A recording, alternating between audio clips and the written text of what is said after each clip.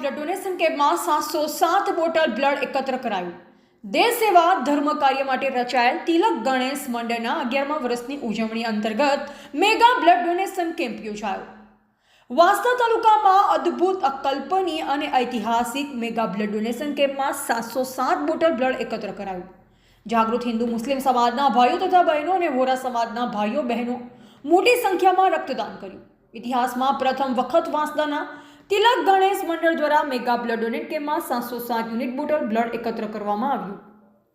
તિલક ગણેશ મંડળની 11 વર્ષની ભવ્યાતિભવ્ય ઉજવણીઓ નિમિત્તે આજરોજ વાંસદાના જલારામ હોલ ખાતે એક મેગા બ્લડ ડોનેશન કેમ્પનું આયોજન કરવામાં આવ્યું હતું, જેમાં તિલક ગ્રુપના તમામ સભ્યો દ્વારા પૂર્વ આયોજન થકી 638 રજીસ્ટ્રેશન કરાયા હતા અને દરેક રક્તદાતાઓને તેમની સ્લીપ આપવામાં આવી, જેમાં આજરોજ સવારે 37 વાગ્યાથી દીપ પ્રાગટ્ય કરી રક્તદાતાઓએ બ્લડ ડોનેટ કરવામાં ખૂબ જ ઉત્સાહ બતાવ્યો અને રક્તદાન કરવા માટે, મતદાન કરવા માટે જેવી જ લાઈનો લાગી હતી એવું જ આ રક્તદાન કેમ્પમાં મોટી સંખ્યામાં લોકો ઉત્સાહથી ઉમટી પડ્યા હતા.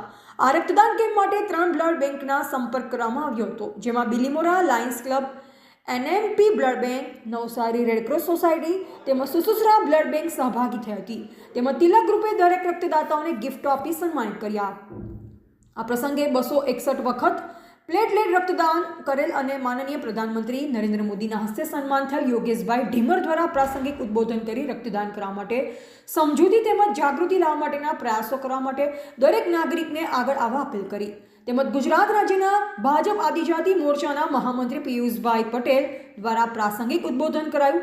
ભાજપ મહામંત્રી રાકેશભાઈ શર્મા, સરપંચ ગુલાબભાઈ તથા વાંસદા ડેપ્યુટી સરપંચ હેમાબેન, દીપકભાઈ શર્મા, વિરમભાઈ વ્યાસ, તાલુકા પંચાયતના પ્રમુખ દીપ્તિબેન, પરેશભાઈ પટેલ, રાજુભાઈ મોહિતે, યશપાલસિંહ બાપુ, ભાજપના હોદ્દેદાર અને આગેવાનો ઉપસ્થિત રહ્યા હતા.